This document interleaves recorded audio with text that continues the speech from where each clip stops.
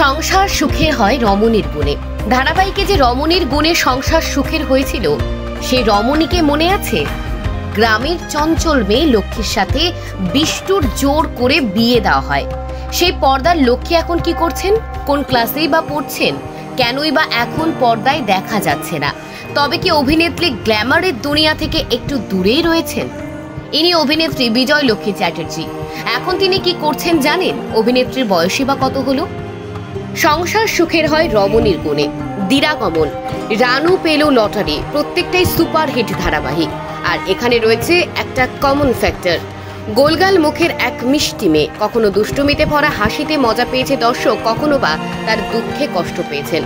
অভিনেত্রী বিজয় লক্ষ্মী চ্যাটার্জির বয়স বেশি নয়, উইকিপিডিয়া বলছে প্রায় 25 বছর।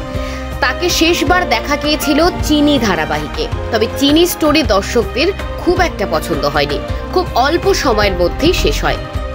একদিকে পড়াশুনো তো আর একদিকে অভিনয়, দুটো ব্যালেন্স করে চালিয়ে গিয়েছেন। কিন্তু এখন আর পর্দায় দেখা যাচ্ছে না, যদিও সোশ্যাল মিডিয়ায় বেশ অ্যাক্টিভ।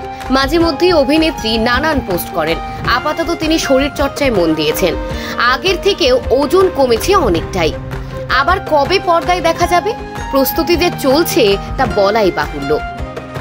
সম্প্রতি এক সাক্ষাৎকারে অভিনেত্রী বলেন, তিনি বরাবরই পড়াশোনার সঙ্গে শুটিং করেছেন। তাছাড়া সর্বশেষ ধারাবাহিক খুব বেশি দিন হয়নি শেষ হয়েছে।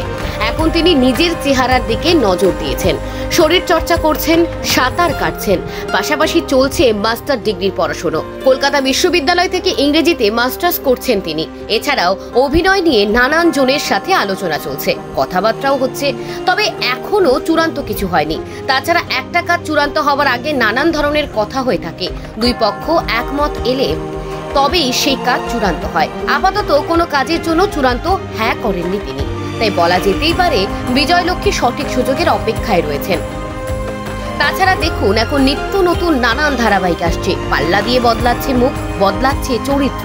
এখন কোনো চরিত্রের সঙ্গে 1 বছর থেকে যাওয়া মানে বিশাল ব্যাপার। কোনো চরিত্র হয়তো আবার ফুরিয়ে যায় 3 মাসে, কিন্তু নতুন চরিত্র মানেই নতুন জীবন বাঁচা। এই সুযোগ একমাত্র রয়েছে অভিনেতা অভিনেত্রীদের। বিজয় লক্ষ্মীও ব্যতিক্রম নন। পর্দায় বিজয় লক্ষ্মীকে আপনি কতটা মিস করেন? বিজয় লক্ষ্মীর সেই চঞ্চল দুরন্ত লুক নাকি শান্তশিষ্ট লুক, কোনটা আপনাদের বেশি পছন্দ? কমেন্টে জানাতে ভুলবেন না।